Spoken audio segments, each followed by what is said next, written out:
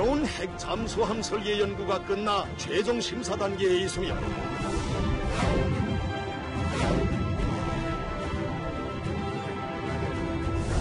우리나라 대한민국 국방부 국방백서에 북한군은 우리 주적이다 이래 나오는데 위협이 되고 있는 적이 분명합니다. 그러나 다른 한편으로는 우리가 함께 평화 통일을 해낼 그런 대상이기도 합니다.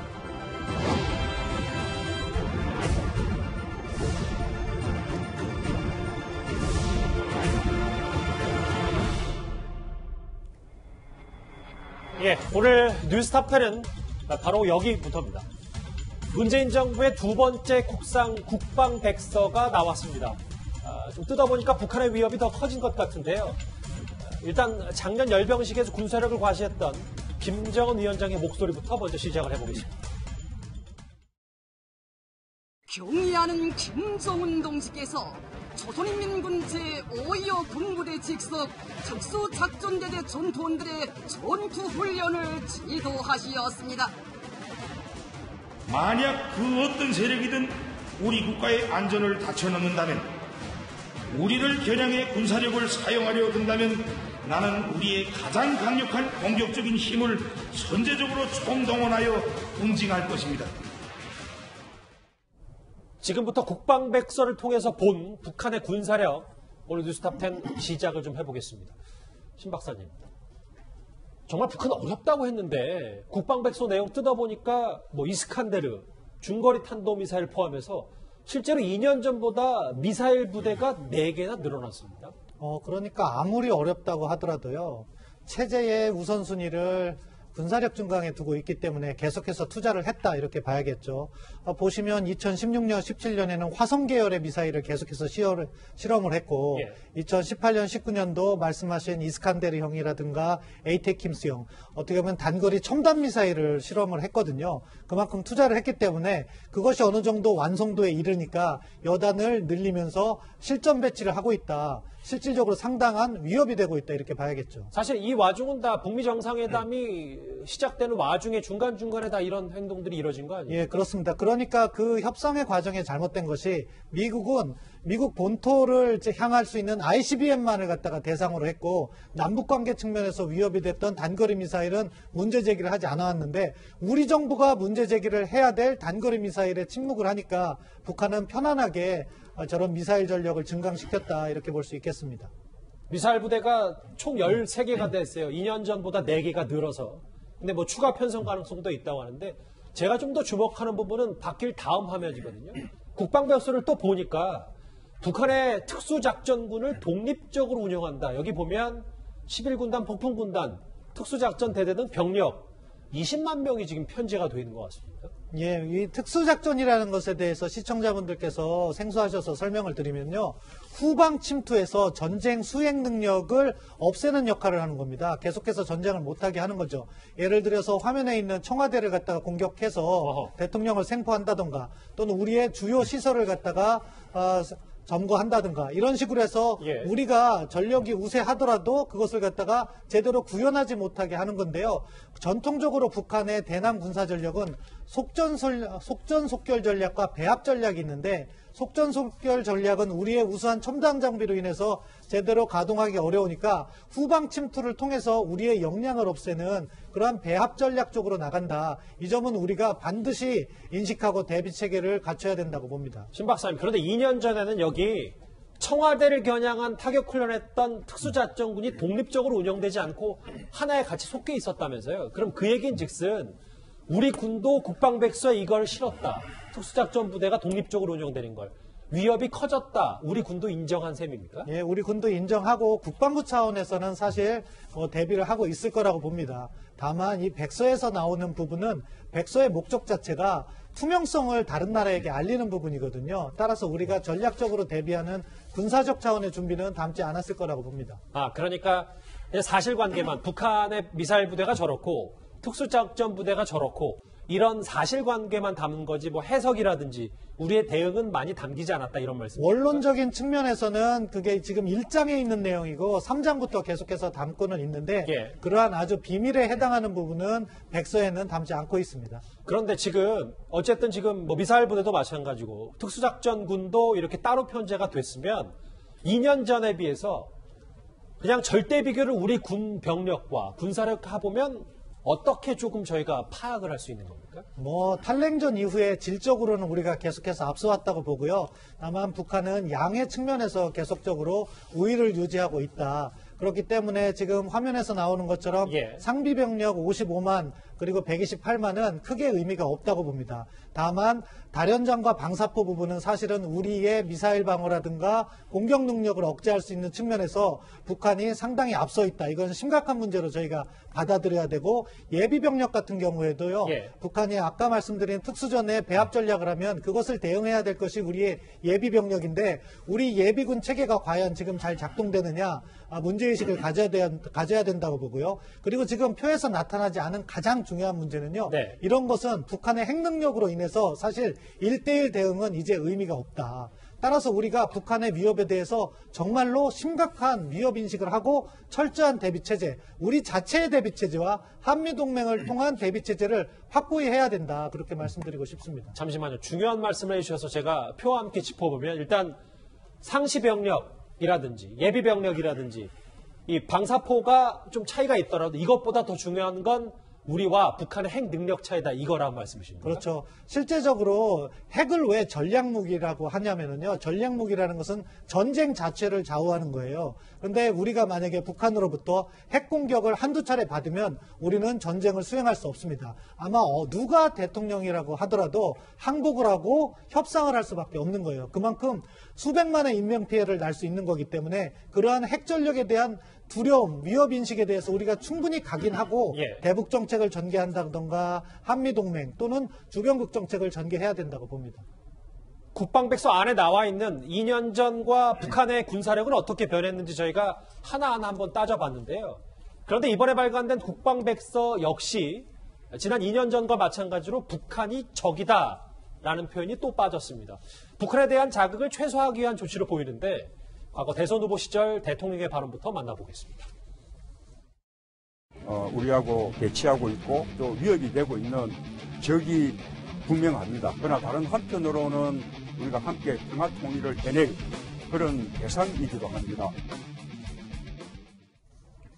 이현정 의원님, 네. 뭐 어찌 보면 오늘 국방백서의 이 내용이 핵심일 수 있어서 2년 전과 마찬가지로 북한은 적 표현이 없고 적이라는 포괄적 개념은 유지한 채 이렇게 2년 전과는 크게 달라지지 않았어요. 근데 이런 내용은 달라지지 않았는데 북한의 군사력은 2년 전보다 좀 세졌단 말이죠.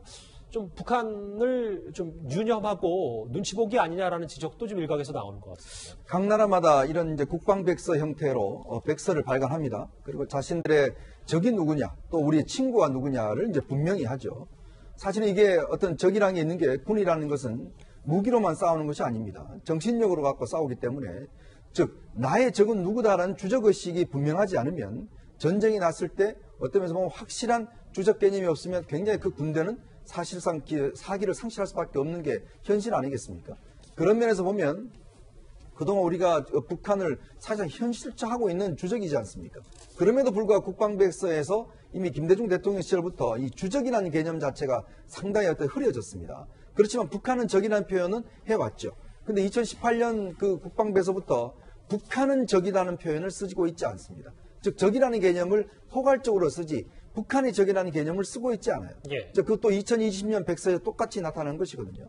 과연 이렇다라면 예를 들어 지금 보면 북한은 우리를 적이라고 이야기를 합니다. 김정은 위원장은 연설 때마다 남한은 우리의 적이라고 이야기를 하고 또 김여정도 마찬가지로 북한은 우리에 대해서 온갖 말을 다 하고 있어요. 그럼에도 불구하고 우리는 항상 북한에 대해서는 적이라는 개념을 분명히 쓰지 않습니다. 물론 뭐 대화의 상대다 이렇게 이야기를 하지만 군의 입장에서 보면 안보의 입장에서 보면 주적 개념이 확실하지 않는 군대가 과연 전쟁에 승리할 수 있을까요? 이제 그런 개념을 비춰본다면 분명한 현존하는 적을 왜 우리가 적으로 이야기를 하지 못하고 있는지 또 우리가 여러 가지 지금 국방부에서 나와 있는 전력 면에서 비춰보더라도 비대칭 전력 면에서 우리가 완전히 북한으로 하여금 핵이라는 개념에서는 우리가 뒤지고 있는 건 사실이지 않습니까? 예. 그럼에도 불구하고 저걸 표현하지 못하는 이 현실이 굉장히 안타깝습니다. 그러니까 이현정 의원님 말씀은 통일부면 몰라도 국방부는 뭐 청와대와 좀 노선이 다를 수 있다는 것도 감안해서 국방백서만큼은 북한은 주적이다라는 표현이 들어가야 된다는 말씀이십니까? 만약 이렇게 국방부에서 저기란 쓰지 못하면 군의 정원교육이라고 있거든요. 군인들을 상대로 교육을 할 때 과연 무슨 교육을 할까요? 자, 도대체 당신들의 적은 누구냐라고 군인들에 물었을 때 군인들이 어떻게 대답을 하겠습니까? 바로 그런 점 때문에 당장 오늘 저녁이라도 전쟁이 난다고 하면 우리의 군은 누구를 상대로 싸워야 되는지 바로 그 부분에 있어서 어떤 정신적인 무장이 안 돼 있다는 의미죠. 신 박사님, 북한은 적이다는 표현이 또 빠진 부분과 이 부분도 좀 여러 얘기가 있는 것 같더라고요. 제가 손가락으로 가리킬 이 부분. 그러니까 김정은 위원장의 세습이라는 용어가 삭제됐고 김정은의 집권이라고 국방백서는 적고 있는데 이건 어떤 뜻입니까? 긍정적으로 표현하면 뭐 남북 대화 기조를 이어가겠다는 정부의 입장을 국방백서에까지 반영했다고 볼 수 있고요. 부정적으로 평가를 한다면 계속해서 북한에 끌려가는 행동을 하고 있다 이렇게 봅니다. 결국 북한은 지금 8차 노동당 당대에서 이야기한 것처럼 자기들은 핵보유국이라고 이야기를 하면서 한국 정부에 대해서 계속 압박을 하잖아요. 그러면서 훈련도 하지 말라고 하고 군사력 증강도 하지 말라고 하는데 그런 부분에 있어서 우리가 양보를 하면서 이렇게 접근할 경우 거기에서 우리 정부는 그럼 북한도 변할 거라고 기대를 하는 모습을 보이고 있지만 북한은 그게 새로운 출발점이라는 거죠. 그 다음에 더 양보를 요구해요. 이런 식으로 협상을 하다 보면 계속해서 우리는 끝까지 밀리는 그런 모습을 보일 수밖에 없다. 따라서 우리가 인식하고 있는 것이 무엇인지는 우리의 주권 차원에서라도 밝히는 것이 바람직하고요. 밝힌다고 해서 협상이 안 된 적 있나요? 다 됐거든요. 따라서 보다 우리가 주체성을 강한 그런 대북 정책을 해야 된다. 중심을 잡아야 된다고 생각합니다. 그러니까 국방백서에 명확히 규정하는 것도 우리와 남북 간의 협상에서 더 유리할 수 있다 이런 말씀이시죠? 그렇죠. 우리는 우리 원칙대로 간다. 너희들이 필요하면 그것에 대해서 협상을 하지 너희들이 원하는 것을 우리가 들어주기 위해서 우리의 가치나 입장을 양보할 수 없다. 이 메시지가 지금 필요한 것이 아닐까 싶습니다. 예. 저희가 북한의 군사력이 2년 동안 얼마나 바뀌었는지 혹은 이번에도 북한은 주적이다라는 개념이 국방백서에 삭제됐다는 얘기를 하나하나 짚어봤는데요. 예. 서 변호사님. 그런데 잠깐만요. 북한 얘기를 하다 보니까 국방백서에 이 부분도 있더라고요. 일본이 동반자에서 이웃 국가로 격화됐다. 지금 최근에 얼어붙은 한일 관계가 좀 반영이 된 겁니까? 근데 저는 상당히 부적절하게 봅니다. 제가 보기에 지금 이제 동북아시아 구도를 보면요. 누가 뭐래도 이제 한미일 이게 바로 이제 자유민주 체제와 시장 경제를 가치를 공유하는 동맹이에요. 그리고 이제 중국, 러시아, 북한 이렇게 대립 구도단 말이에요. 근데 중국에 대해서는 사드 갈등이라든지 전부 입을 다 빼버렸어요. 근데 일본에 대해서는 제가 백서를 보니까 초계기 문제라든지 또는 이제 독도 문제 그리고 수출 규제 또는 이제 지소미아 문제 백서만 보면 우리 일본이 주적처럼 돼 있는 게 아닌가 이 정도로 이게 됩니다. 그리고 이제 동반자 이것도 빼고 단순하게 이웃 국가다. 저는 이게 맞는가?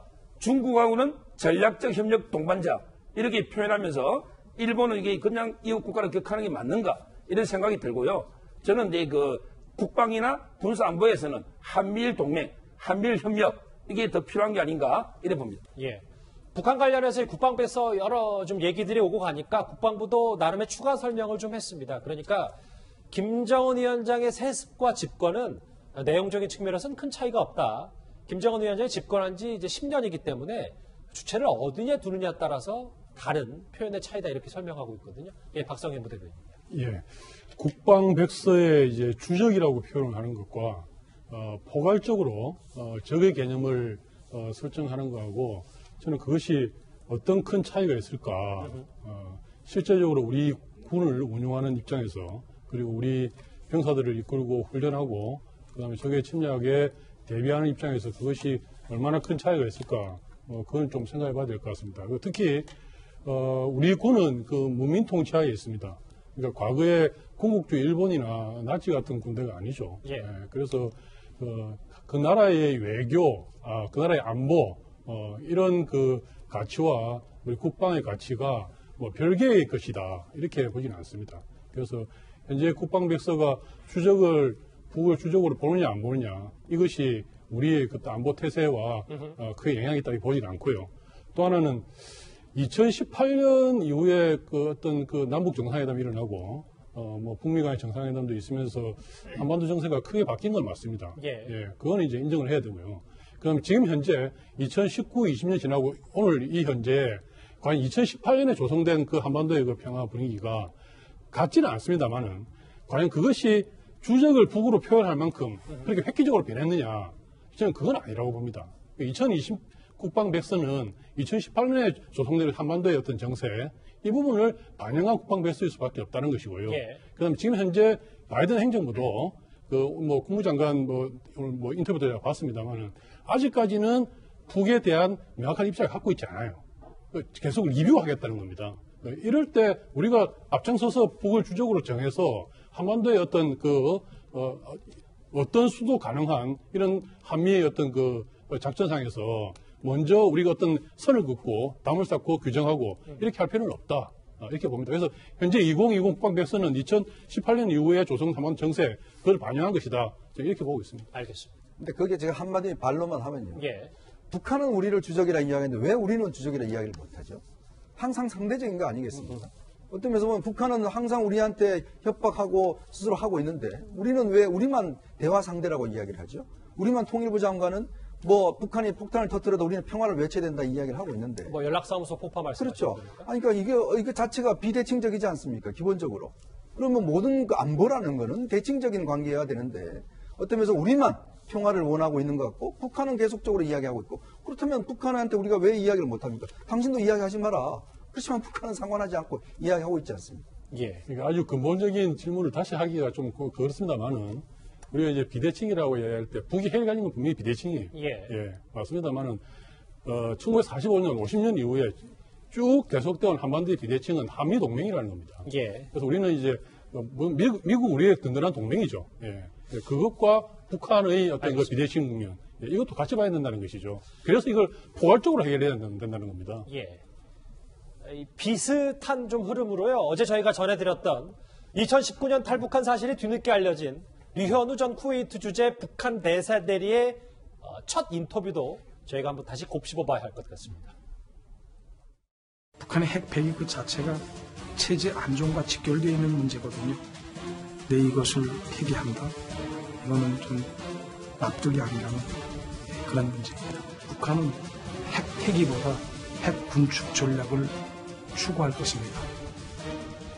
What does Kim Jong-un want from President Biden? 대북 제재 해제가 아니겠습니까? 제 생각은 그렇습니다.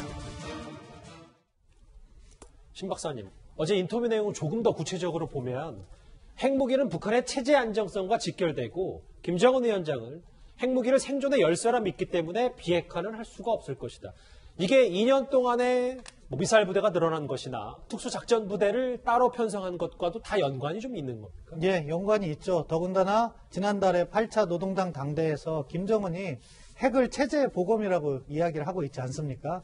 그렇기 때문에 북한이 핵을 포기할 가능성이 점점 적어졌다. 그리고 사실상 불가능하다. 그것을 어떻게 돌릴까 고민을 해야 되는 시점인데 지금 북한의 비핵화 의지와 관련해서 다양한 목소리가 있어요. 북한은 비핵화 안 하겠다는 거고요. 우리 정부는 비핵화 의지가 있다고 보는 거고요. 미국과 같은 경우에도 북한의 비핵화 의지에서 의심을 하고 있다. 바이든 행정부는. 왜? 싱가포르 협상이나 그런 탑다운 방식이 실패했다고 이야기를 하는 거죠. 네. 그렇게 실패를 했기 때문에 정책 리뷰를 하겠다는 거예요. 어떤 방식으로 우리가 북한에 접근해서 비핵화를 이뤄낼 수 있는 것인가. 그렇기 때문에 지금 북한의 비핵화 의지에 대해서 우리가 너무 긍정적으로 바라보는 시각 자체는 잘못됐고 북한이 말한 그대로에 기반을 해서 이것을 어떻게 풀어갈 것인가 고민을 하는 것이 합리적 접근 방법이라고 생각합니다. 신 박사님, 저 류현우 대사대리 CNN 인터뷰를 블링컨 국무장관이 봤는지는 모르겠는데 오늘 좀 지속적으로 한 얘기는 그런 것 같아요. 결국은 추가 제재 가능성을 포함한다. 결국은 앞으로도 류현우 전 대사대리의 얘기처럼 제재는 계속해서 이루어지겠다. 이런 게 지금 미국의 보관인 것 같더라고요. 예, 그렇죠. 이거는 오래된 기조라고 보시면 돼요. 당근과 채찍이라고 이렇게 이야기할 수도 있는데 북한이 비핵화로 나오면은 경제적 보상이든 체제 보장이든 군사적 보장이든 해주겠다. 다만 북한이 핵을 계속해서 보유하려고 한다면은 제재를 통해서 북한 체제를 바꿀 수 있다는 위협까지도 가하겠다 하는 것이 미국의 기조고 지금 정책 리뷰 과정에서 그러한 원론적인 입장을 이야기했다고 보는데요. 그래도 저희가 중요한 관점을 놓쳐서는 안 된다. 그것은 무엇이냐? 바이든 대통령이 TV 토론 때 했던 말입니다. 그것은 북한 주체 자체를 불량배, 떡이라고 인식하고 있고 그러한 트럼프 대통령의 접근 자체가 실패했다는 거예요. 그런데 우리 정부는 지금도 이야기하고 접근하는 방법이 싱가포르 정상회담을 계승하라 이런 목소리가 정부나 여권에서 나오고 있는데 그거는 바이든 행정부와의 공조를 스스로 해치고 있는 부분이라고 생각해요. 따라서 현실을 인정하는 기반 위에서 이것을 어떻게 발전시켜 나갈 것인가를 이야기해야지 한미 공조에도 바람직하고 북한을 변화시키는 데도 바람직하다고 생각합니다. 제가 딱 한마디만 보태겠습니다. 그러니까 우리 정부가 이게 대미 외교에서 바이든의 국내 정치에서 바이든의 정치 입장 이것도 우리가 이해를 해야 됩니다. 현실대로. 마찬가지로 바이든 행정부도 그동안에 조성된 그 한반도의 상황들도 좀 더 냉정하게 볼 필요가 있다 이런 생각이 듭니다. 그리고 아까 블링컨 국무장관의 어떤 인터뷰 저도 봤는데요. 추가 제재를 제재 생션을 앞에 먼저 이야기를 합니다. 그렇지만 또 하나가 동맹을 이야기하고요. 그러고 나서 이제 그 외교적인 인센티브를 이야기합니다. 그러니까 전체적으로 다 포함하는 거죠. 특히 동맹이라 그러면은 가장 중요한 동맹이 한국이지 않습니까? 그래서 한국이 아주 정확한 입장을 취하는 게 굉장히 중요하다 이렇게 보고 있습니다. 신 박사님, 근데 이번 주제 좀 정리를 해야 될 텐데 마지막으로 이 질문을 드릴게요. 그 대통령하고 바이든 행정부가 지금 탄생한 지 꽤 오래 지났는데 우리 대통령과의 통화가 왜 계속 늦어지는 이유는 뭡니까? 저는 곧 이루어질 거라고 생각해요. 과거 전례를 보더라도 늦은 경우에는 약 2주 정도 걸렸으니까 오늘 내일이 그 기점이라고 보고요. 만약에 오늘을 넘긴다면은 역대급으로 이렇게 통화가 이루어지지 않고 있다. 그거는 우려할 부분이라고 생각하고요.